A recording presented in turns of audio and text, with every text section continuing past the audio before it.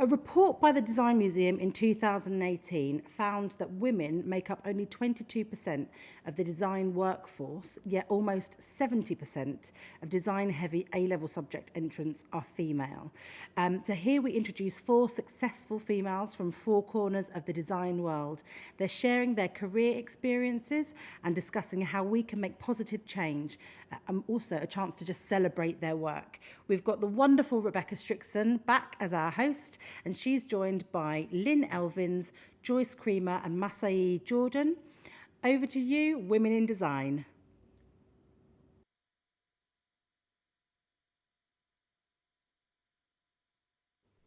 Hi everyone, thanks for joining us today for our Women in Design talk. My name's Becky, I'm a graphic designer and I also work at the Margate School. The Margate School is an independent and liberal arts school based in the old Woolworths building in Margate's High Street, for those of you who aren't aware. The school is quite new, but already we offer a master's programme in fine art and we have a busy schedule of short courses, talks and exhibitions. One of the things we're developing at the moment is a master's level course in visual communication. So as part of that, we want to have discussions which bring together our design community and inspire young designers. We were very lucky that the timing of the talk coincided with the wonderful POW Festival. So thank you, Amy and the team, for having us. The wonderful women on our panel today are not only incredibly talented, but they all go above and beyond their day job to inspire and support the progress of women in the industry. Our talk will be chaired by Rebecca Strickson. Rebecca is an illustrator who explores the power of community and collaboration. She's inspired by the traditional imagery of trade union banners and protest placards. She has an insanely good eye for colour and combines it with typography to create bold and busy compositions, to create work which harks back to the age of civil unrest and positive change. Rebecca has also curated an exhibition in the windows of the Margate School, so please check out that this weekend too. Just a little bit of housekeeping. If anybody would like to ask a question, we will have 10 minutes at the end, so please put the question in the chat and we'll do our best to get to it. So before I hand over to Rebecca, I just want to personally thank the panel on behalf of the Margate School and to thank you all for attending. Over to Rebecca. Thank you so much, Becky. Thanks, guys. Thanks again for coming back and joining us at POW Online today. If you saw me earlier, you get me again. You're very lucky. And cheap at the price twice. Thanks for coming to the Women in Design talk. The festival has had so many things online that are great already. We are going to continue through the evening for the next 50 minutes talking about this. We'll be discussing our challenges, issues in the industry, celebrating our joys and loves in design and our individual fields, and the innovators and inspirations we've each found that have invigorated our journey through the design world. Lastly, I want us to all discuss as well how we can make positive changes to empower new generations, but also consolidate that work to help all of design. It's a long career for many people. We don't get to or even want to retire from it. So with all those years of working ahead of us and behind us, how can we make the design world work for women? So, as I said before, my name is Rebecca Strickson and I'm hosting. I'm a full-time freelance illustrator and art director. I live here in Margate with 12 years freelance experience across illustration, advertising, animation, all kinds of stuff. And joining me tonight, we have Lynne Elvins. Thank you so much, Lynne, for coming along. Lynne is an independent, thank you very much, is an independent brand design manager and advisor with over 20 years experience. Lynne provides a wealth of support and advice for clients wanting to use design effectively and successfully in their businesses, something I'm sure you'll explain much better than I just did. She's also the founder of the company Design Rally, which is based in Bristol. And next up, we have Marssaie. Hi, Marssaie, thanks for coming. Marssaie is an independent brand designer and creative director based in South London, specialising in culturally infused, thoughtful design. She's the creative director at Knights of, a commercial children's book publishers, aiming to create fabulous books for every child and ensuring diversity in publishing means behind the scenes, not just what's on the page. And finally, we have Joyce Kramer. Hi, Joyce. Thanks for joining us. Hi. Sorry, I just want to apologise for not to everyone that I don't have my camera on, but I've had surgery, so yeah. It's all right. Don't worry, Joyce. We'll let you off this time. It's fine. Yeah, We hear you, and that's the important thing. Yeah, thank you. Joyce is an award-winning creative at the agency Ogilvy, and also, as of last year, the president for the London chapter of She Says, the global creative network for women, that now boasts over 70,000 members across the world after 12 years. With previous positions at Wieden Kennedy, JWT and Gray, Joyce has a huge wealth of knowledge from the advertising design world. So thank you all for joining me today to talk about women in design. That's my introduction, but I'd love it if you just all delve a little deeper into what you do, starting with you, Lynne. What is Design Rally about? Well, there's a very good question. So yeah, I work, as you said, as an independent design strategist and design manager. So that means that I get to work with lots of different kind of client-side companies. I work with a lot of small businesses who often don't know very much about what good design is or what it's like to work with really good designers. So I work with them at the sort of front end of a project before they start rushing out to find designers. I do a strategy with them to think about what they're going to do, whether that's product design, branding, service, digital, and I kind of look at the whole opportunity that they've got to use design in their businesses. And then similarly, but differently, I work with design agencies. So when they need a design strategist on a project, I'll go in again and sort of work at the front end of a project on the business case and the briefing and the pitching and all those sorts of things. Would you say you are somewhat a lone figure as a woman doing this? Yes, to a degree. I mean, I'm not unique. There are other people who work in agencies as full-time strategists and more on the sort of project management side as well. But yes, there's not a lot of women, I think, doing this role. And again, that sometimes can have its challenges and its benefits as well. Okay, I shall come back to that point in a moment. Marseille, give us a little bit more about you and your work as well as what Nights Of is about. So I don't know where to begin. I feel like I do so many different things. So similarly to Lynne, I would say that I'm more of an independent designer. I think that's more of a fancy word of saying freelance. And so I work freelance, usually small businesses, businesses who are trying to communicate, usually start up, communicate their brand story and helping them through that journey of process beyond thinking just about a logo, but telling the whole story and strategy behind their brand and business so that they are effectively being able to communicate who they are to who they want to speak to. So I've been doing that for a few years, all kind of happened a bit ad hoc, really. It wasn't like an intentional thing, just kind of happened, but loving it. And then a few years ago, I think 4 or 5 years at this point, I initially started working with Nights Of, which is an inclusive children's publisher. Worked with them freelance, again, doing like branding, brand strategy, and doing a bit of a brand refresh with them. And I think the working relationship was really good. And so we were just like, how do we make this work? How do we continue to work together? And so I was ad hoc at first, and then things just spiraled out of control. And so I was like, okay, I'll dedicate a certain number of days to KO. And so I still do that now. With Nights Of, our main goal is just to tell amazing stories with diverse characters. And we do that by hiring inclusively.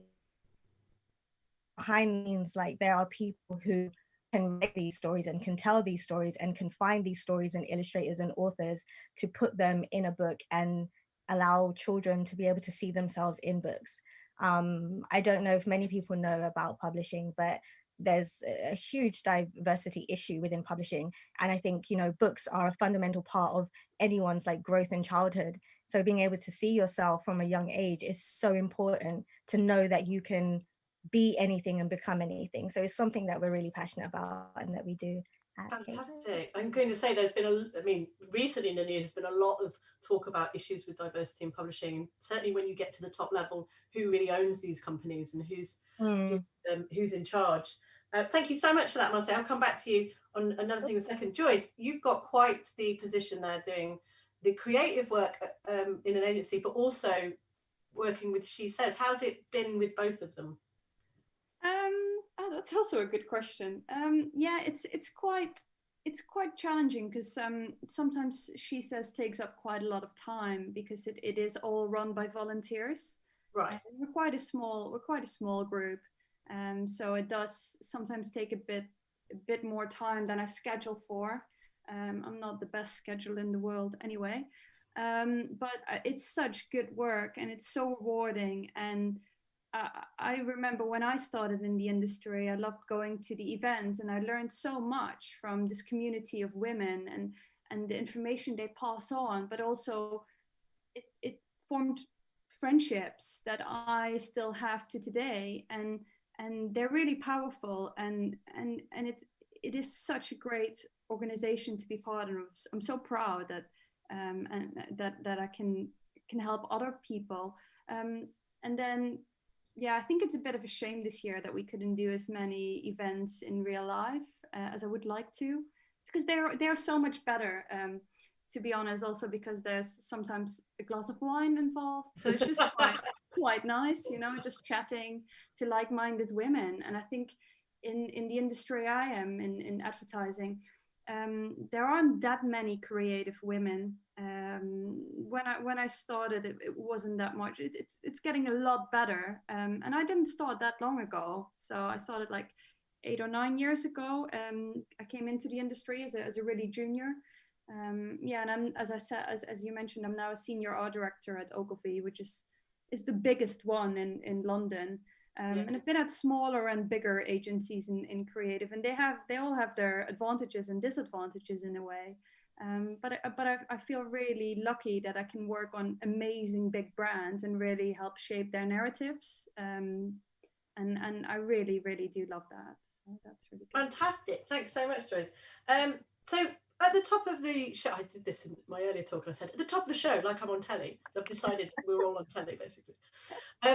Nadia was saying just before about the Design Museum publishing its report in 2018, part of the 100 years since some women got suffrage. Analysis by them showed, unsurprisingly, women were massively underrepresented in the UK design workforce, with 22% of occupations that we associate with design, which includes some, you know, what we consider to be masculine, like town planning and things like that.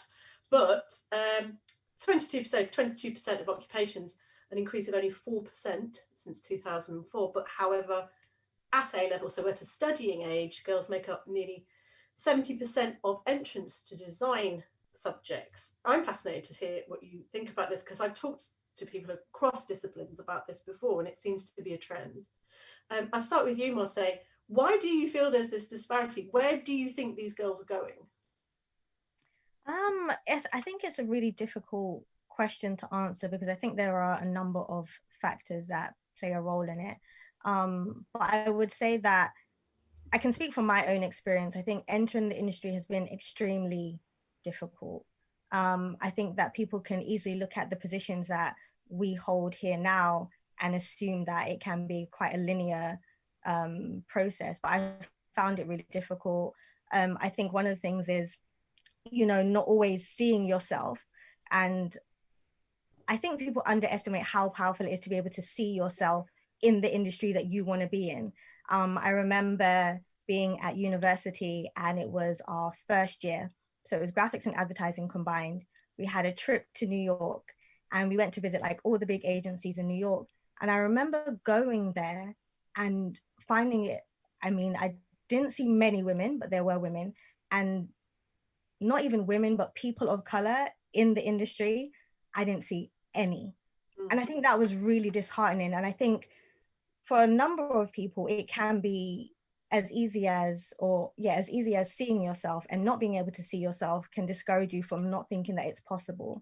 And I know it seems really trivial, but actually I think it's a really big thing, that being able to have conversations like this, for people to be able to see women in these positions, and women of color as well, is really important. And so I think people get tired of trying to kick down doors, trying to fight, trying to make their voice or their work seen. And I think often either women can go freelance. I don't know if freelance is included in that number, and I'm assuming it's probably not. I think a lot of women carve their own path by going freelance. And I think a lot of women do pivot because it's draining fighting to have your voice heard and for people to validate you. And I think depending on your support system, you can start to doubt your value to the industry and find value somewhere else. Yeah, I think that's really important. And I think touching what you said there, touching on intersectionality in all of these conversations, we are here at a women's festival, but race and class plays such a part. If you cannot see yourself, you know, personally from a working class background, nobody I know that I grew up with does anything like this. And if you can't see yourself, how can you be it? Because there's nothing, you aren't following a path that anyone else has forged ahead of you. Lynne, how have you found, what do you feel is going on there to make girls at some point decide either this isn't the path for them or that path's being blocked? I mean, again, it's already been mentioned. I think there's lots of stuff going on. So I've had some really interesting conversations this week with other women as well that work and have succeeded in the design industry. And I think, like I say, when you're perceived as that yourself, you sort of think about your own, and you can only speak from your own, you know, perspective. So again, I feel in some ways I was very lucky. I mean, I wanted to start in graphic design, but I very quickly switched to design management. And that was because I actually liked working client side. I liked the clients, which is, you know, is something which I think sometimes designers don't. But one of the areas that I do think that maybe comes up, though, that follows on from design education, is that the design industry is very competitive. It's very commercial. And I think sometimes that is underestimated, and people don't realize how much you have to, you know, pitch your work to a group of people. And you have to, you know, work with people on teams that can be very difficult. And that sometimes is a bigger part of getting a project through sometimes than doing the great creative work. You know, it's one of the reasons I love working with designers, you know, because of the way that they work, and great creative takes place. But then, yes, you've got to go into a room, you've got to sell it, and you've got to push it, and, you know, all those sorts of things. So, and that's not to suggest that women don't do that and can't do that equally well, but I do wonder whether the realities, the harshness of that, you know, I do know some women who have left the design industry because they've just gone, do you know what, I don't enjoy that. That isn't why I became a designer. It isn't what I wanted to do. And I'm sitting in meetings and just having to fight for, you know, just to get a decent brief and just to get some recognition and just to do some good work. And actually that's incredibly tiring and I'm not enjoying it. So I'm going to leave. But I also do think, again, that the diversity of roles in the design industry is wider than just designer. And again, a question that I have, which I don't know, is whether or not, again, women sort of merge into other roles around design teams. You know, there's fantastic account managers and fantastic project managers and things like that. So whether they sort of merge into those roles, I'm not sure. That would be one, you know, a question that I would have though. That's really interesting. I've always found working in, whenever I've worked with agencies and things, I work alongside Ridley Scott Associates quite a lot, and the entire, like, and noticing this in other production companies, the production floor is virtually entirely female and the creative floor is entirely male, which is quite an interesting split. And I've often been like, it's just because you think women can manage really well, or is it what people want to do? Joyce, you're in a big agency at the moment in the behemoth that is Ogilvy. How have you found it, and what do you think agencies are doing to get women in at the moment? Well, I can take you a tiny bit back. When I started, I think advertising, creative, especially what I do, is quite a weird profession. And I think that after a long time, my mum finally understands sort of how it works, because we have this weird thing where we work as part of a team. So I work with a copywriter, and we're like a duo, and move jobs together as well, which is the first hurdle you have to get through when you want to go into the industry and get it, before you even get a placement or get a book read, you need to find a partner that you work with. And that's quite weird as well, because I found that there were women like to team up with women and men with men, but then sometimes also like together. And it already that choice is already such a big impact on your career. Yeah. And then I actually teamed up with it. I swapped around partners quite a while. So I've seen the differences between working with a male very closely and working with a female, and they are very different. But getting into the industry is actually really hard. It took me 2 years of placements, of being paid, I think it was at the time, £800 a month, and you wouldn't know if you had a job the next month. So you literally had to, I couldn't go anywhere. I had to cycle everywhere. I had to eat beans on toast because I might not be able to work. So I found that really, really tiring. That took 2 years. And that's, you know, I do understand why a lot of people would say, no, this is not for me, I'm out. That's one of the reasons. It's very hard and very competitive. Like it's crazy competitive because it's about luck in one way, but also about your talent, about how you fit into a company. And I think that when I started out, there weren't that many women in the industry, and there was just this upmarch, is that a word? Of wanting more women, which was really lucky for me in one way. But I also think it has two sides of the coin, isn't there? Because you do want to get hired because you're good and not just because you're female. And I do think there is a massive problem still with that. I'm really lucky that we are hiring women for being women and that they get promoted for being women, but it does need to come with, you are also really good for the job. And I think that's that's a big problem. But I think there's lots of other reasons as well throughout my career, like it's a massive boys club, and it still is. And I think there are more women now, and it is changing, and I'm really happy about that. But it still is a boys club, and I do think that men sometimes don't really understand or don't see it, and they don't see that talking about football might not be as inclusive. I think there's a lot of that kind of chat just from my own experience in working in environments. And I remember talking to a friend of mine who's a producer at RSA, who has said something really interesting, because we haven't touched on children. I mean, I don't have children, but for me, this job kind of came with a choice to not have them, to be honest. Because I was like, I'd rather concentrate on my career than have a family. I think that's a whole extra workshop on that. Yeah. But my friend was saying that a lot of women, we were talking about why there weren't more senior producers, and it was that they had families to look after and they couldn't just drop everything and go off for a shoot for 3 months in Cuba or something. And whereas it was seen acceptable and a possibility for men to go and do that. And I think ultimately, overarching this whole talk is the need for systemic change, top-down change. And I think part of that comes with education. You know, there were things that I wish I'd been taught at art college about how to sell, how to do my finances, those kind of things. I think would be really important. In that vein, do any of this is to all of you, do you, in your own personal work life, have you explicitly felt things have happened to you because of your gender?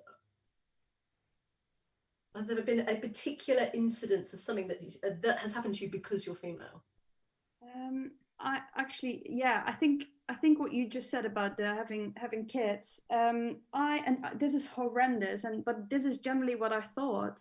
Is when I went into the industry, I thought, oh, I need to get to creative director level before I can have kids, otherwise it won't happen. And I had a really interesting conversation about that with a guy, and I said, oh, have you ever thought that you should wait with kids before you become creative director? And he was like, no, why would I?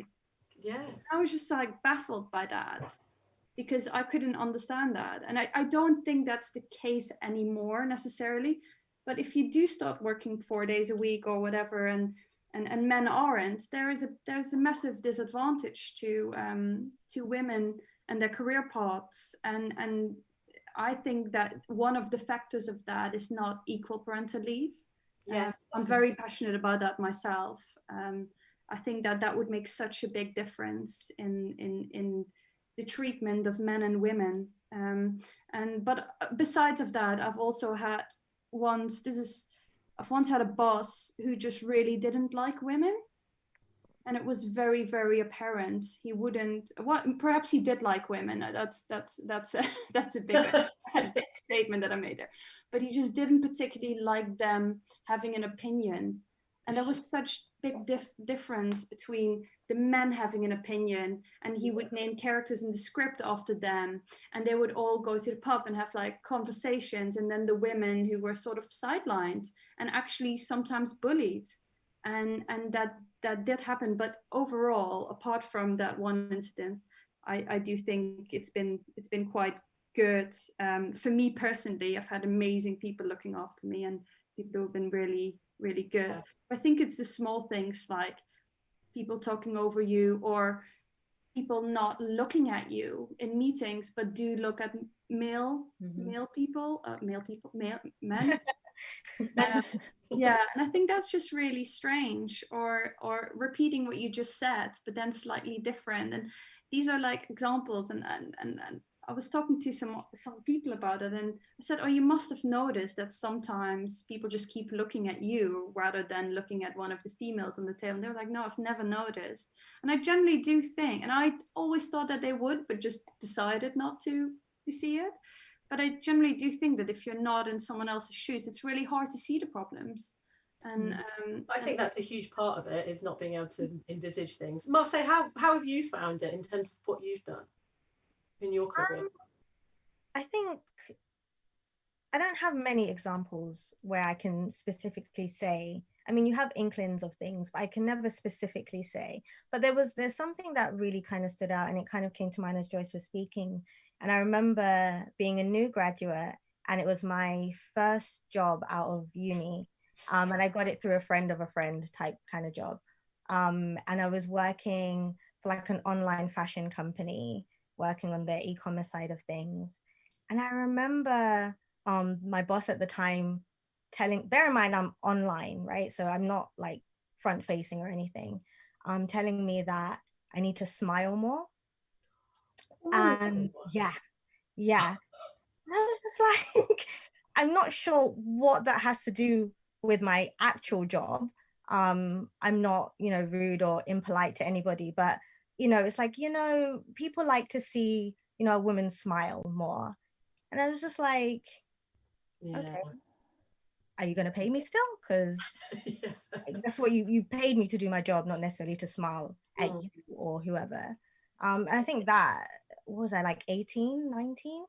I think that's something that's kind of always stayed with me. Yeah, I think that need to be happy and smiley and always like, peaceable, as if nothing bothers you. It's like, no, like sometimes I have a hard day. Sometimes someone's armpit was in my face on the tube on my way to work. Like it's, Yeah, absolutely. It's also that trope of pliable, peaceful, calm, nice women, isn't it? That you will do as you're told, and you will be okay, and I will be able to do this too, and you can do this. So very much playing into that. I thank God no one's ever told me to smile, because that wouldn't have ended well. Lynne, how has it been for you? Yeah, I mean, certainly when I was younger, I was told by one manager, don't be so sensitive, things like that. And again, that was, I think, for me, again, personally, when you're younger, if you're quieter, again, if you're a bit more introverted in those things. And, I look back now and I think at the time you just accept it. You hear these things being said. But yeah, I think, again, that's just a way of judging people for being who they are, that you get used to. And certainly over the years, the examples that Joyce gave, which again were great ones. Yeah, I mean, I certainly, if I can recall times I've sat in meetings where, let's say, you're not heard, and then 2 minutes later, someone else, often a man, who will repeat what you just said, and it gets listened to. I think I see that a lot, and just not getting noticed. I think one of the sort of anecdotal worst times or worst stories was sitting with some clients who I was asking them about the product that they were selling because we were looking at redesigning it. And I said to them at one point, so on a level of difficulty, because it was a household product, how difficult would you describe this product to be? And they said, well, I think we should put it this way. You probably wouldn't be able to use it, but your husband probably could. Which again was just so overtly, you know, you just have to sort of leave that hanging in the room. You couldn't really say anything. But again, you know, stories like that obviously that are sort of overt. But also, you know, Joyce's point, which I like very much. I mean, I worked with a team at United Nations department once, which was fantastic. And actually in their meetings, I found it very unnerving that I wasn't sure what was happening, because they were looking at me. And I was there with a creative director who was male. We were both working alongside each other. But I came out of the meeting and I was like, I don't understand. Was there something that I was doing that was wrong? Because they kept looking at me. And it was only afterwards that I realized that actually, because they worked at United Nations and they've had far more training on inclusivity, I think they were much more aware of that and actually were looking at me as the default position and person in the room, because we were both there equally. But I found that very weird. And it wasn't until I found it weird that you then realize that you get used to not being looked at, and you don't notice it because these things are so common. A really interesting point, Lynne. We get conditioned into certain ways of acting and certain ways of being, and certainly in terms of being, you know, in an overtly male environment, it's easier to go, you know what, I'm not going to bother. I'm just not going to stop because I don't want the hassle, and also this isn't going to end well for me at any point. And that it's a huge impact to have a disproportionate female to male workplace across society. I mean, we're more than 50% of the world. There's more of us here, but yet we are continually disproportionately in these small, you know, amounts of people in businesses. I guess we were all involved in organisations that inspire young people and support design leaders and strive for better diversity and equality. And in my case, I work with a fabulous charity called Think to Speak, who advocate for improving communications on like traditional difficult subjects like trans issues and HIV, and not just working with children, but working around. So what I kind of guess I'm throwing it to all of you is, what do we do? How do we make this better? How do we, and then maybe it's not up to us, but what can we do at our level to make it better for the women coming up? Joyce, what do you think? I think I think there's Sorry, throw that one at you. yeah. I think there's a numerous thing that we can do. I think what's been really well in recent years is the mentorship. Like, more women are seeking mentorship, and I think that's really good. Someone who's not in your company, who's maybe doing something else, that's really good. And I participate in that as well, with much younger people going into the industry. And also that makes me realize what their problems are, and be aware that those are things I need to look at. But also I think when it comes to projects, and I don't know necessarily this is something I can change, I think people can change. I think I managed a very long time not to be on any of the female products, and I was so proud of that. But then this year I did go on some boots, which actually is a really great brand, and I love working on. But I always think we shouldn't put women in a specific box, like, oh, you should work on the more female products, and the men should work more on the cars. Like, I think where the interesting work comes is actually when that's shook up. When men are working on female products, and obviously there needs to be and women on male, but in any type of brief you need information and you need people to talk to, and you need to do your research. So it doesn't really matter if there's men or women working on something. And I think that diversity in that is quite interesting and should happen more. And then on top of that, I think also we should be more, I think that we women often are preaching to the choir. We are all aware of what's happening. And for some reason, men just think that a lot of men, not all of them, but some men that I talk to think we come together and sort of have this secret union where we all like we're all witches, everybody knows that. We've all got a coven. Yeah, exactly. And I don't think I think it would be so good for men to actively have more interest in what these problems are and actually ask, like, what are the things? No one has ever asked me. No one. Yeah, I think that's really interesting what you're saying. I think there's a lot to be said for, I mean, and I know a lot of this has come about in the last like 12 months, especially highlighted by everything to do with Black Lives Matter, about you can't dismantle this by yourself.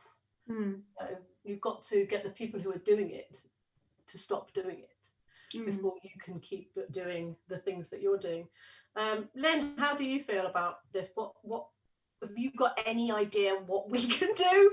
Because we can't do all of it. I guess we can only reassure men to do a little bit more, basically.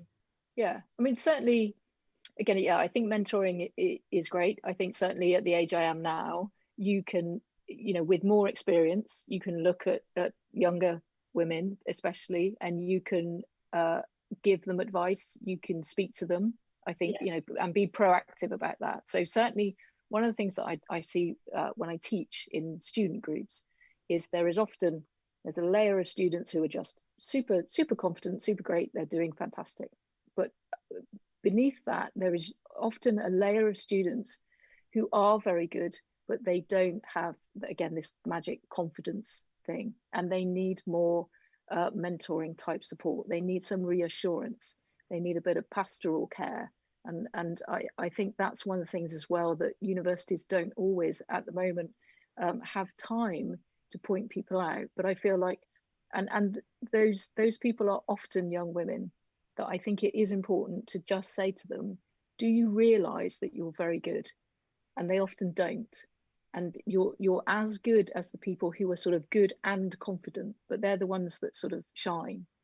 And everyone sort of thinks, well, I need to be like that to be good. I need to have this confidence. I need to be able to, put myself forward. And again, I think it's something to reassure them that you can be, quietly confident. But the important thing is you must be good. So people need to be reassured and told, you are really good. So persist and improve. And if you don't feel that you've got the confidence, work on it. It's okay, and take your time and get up there. So I think we do have to be proactive about it and step forward, particularly as women who've got more experience to help younger women. I definitely agree with that. Marssaie, what are your thoughts on this?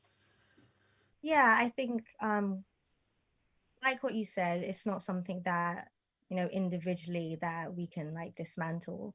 I think one of the things I try to do is focus on like my vicinity, my area, like what can I do where I'm at. So mentoring is like something that's quite new to me at the moment, but definitely being in the position I'm at now, I can see how important it is to open the door.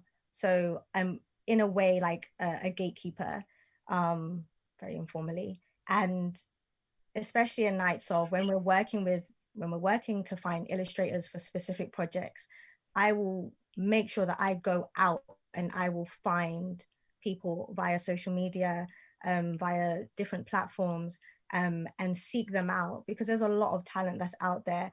And I know that publishing is often a career that is not something that is often considered outside of publishing. So if you're kind of in, then you're in.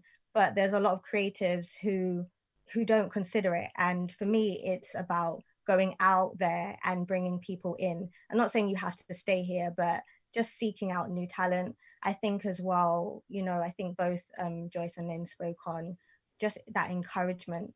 I think a lot of young creators and a lot of young women really need to know that they are good. They may not be perfect. They may not be everything that the project requires, but to know that they add value. And I think sometimes the issue often is seeing the value that we can bring as women. And I think the way that we're taught to compensate for that is to be more like a man and think more like a man. And how would a man do that? And it's like, no, as a woman, you have value. And I think it's often, the need to really kind of have that out there. I think platforms like this, trying to speak back into the industry in whatever way possible. I'm someone who is not, I like to be more behind the scenes, but I recognize that for myself growing up, I needed to see women in this position, Black women in the position that I'm in. And so I forced myself out of my comfort zone so that people can see me, so they can see that it's possible, and to speak into the industry so that if there's anyone who, you know, has signed up or, you know, is listening, that whether they have a personal relationship, they are hearing what they need to hear. That's exactly it. I mean, I've got nothing extra to add. That's exactly how I feel about it as well. I think the confidence thing is so big, so huge, and it's something that only comes if it doesn't naturally come. Sometimes you do need to be told, you need to be spoken to. Sorry, just to add on that with what Marssaie and Lynne said, I think this industry is there's a lot of extroverts in this industry. And I think, like, for example, the person I work with at the moment, she's more introverted, but she's the most brilliant person, and she sees things or hears things in meetings that I, as an extrovert, completely ignore or don't notice. And she finds these amazing nuggets, and I don't think that the fact that you're a bit quieter diminishes your talent. And I think that we actually do actively, as an more extroverted industry, need to be more open to these people. I think there's an interesting thing to be said there about using neurodivergent people more as well. People who aren't just introverted or extroverted, but you know, intersectional. That's what it's all about. Becky has rejoined us. Hi everyone. We're going to hand over to you for the Q&A bit, so I'll let you crack on if you have anything. Yeah, great. Thank you, everybody. Yeah, really interesting kind of hearing your stories, and definitely a lot of that chimed with me and gives me lots of ideas of what we might be able to do at the school as well in terms of helping sort of future female designers. We've got a few questions in the chat. So first one from Joel. Do you think a university degree is essential for making it in design? Can I put that one to Joyce, as somebody who's sort of working in a big machine? Lynne put her hand up there as well, so we're definitely going to. Oh, apologies, Lynne. No, that's fine. Sorry, I've reduced to school mode. Please take it, Lynne. Please. Okay. Sorry, Joyce, and then you can come in. So. Yeah, I mean, one of the other things that I do is I'm a co-founder of a weekend design studio experience called Workhouse. And one of the things that we've been actively trying to do is encourage students who haven't necessarily been through university. And for me, one of the areas of the lack of diversity is that there is this quite linear process of, you know, get your A-levels, go to university, get an internship, go into an agency or you know, other routes. And that in itself limits who is coming through into the industry. And so I think it's really, really important, because universities themselves are only, there's a restriction on who gets to go to university and do creative courses. And so that just completely blocks it. So I think as an industry, yeah, we have to look outside of that and encourage people in that have talent from other areas. Yeah, definitely. Yeah, great. Yeah, does anybody want to add anything to that? Yeah, I completely agree with that. I know at Ogilvy we have the pipe, which just brings in people on a living wage for 2 years, and they do an apprenticeship. And an apprenticeship is a great way to learn. And actually, you know, I always think I did quite a lot of degrees because the Dutch government pays for you to go to uni, which is very nice of them. I mean, I don't think I needed my degree to do my job. I think I think it helps because it sort of, it helped me with how to process and think, but I think I could have gained that from going and seeing other people or starting in the industry. I think in advertising it would be a lot more difficult. But if we look at people who are creating amazing content on TikTok and people who are growing up nowadays, they're so creative and they use such different ways of technology that I can't even comprehend. And I think they bring so much value that I'm not sure you necessarily need a degree. I think you just need to find the right people and talk to the right people and just email people and say, hey, this is the work I do. Can I maybe spare 5 minutes of your time? Can you give me some advice? And actually from those connections and that sort of networking, often you find great opportunities just by talking to people. But I don't necessarily think you need to do a degree, although I do think it's good for life experience. But yeah,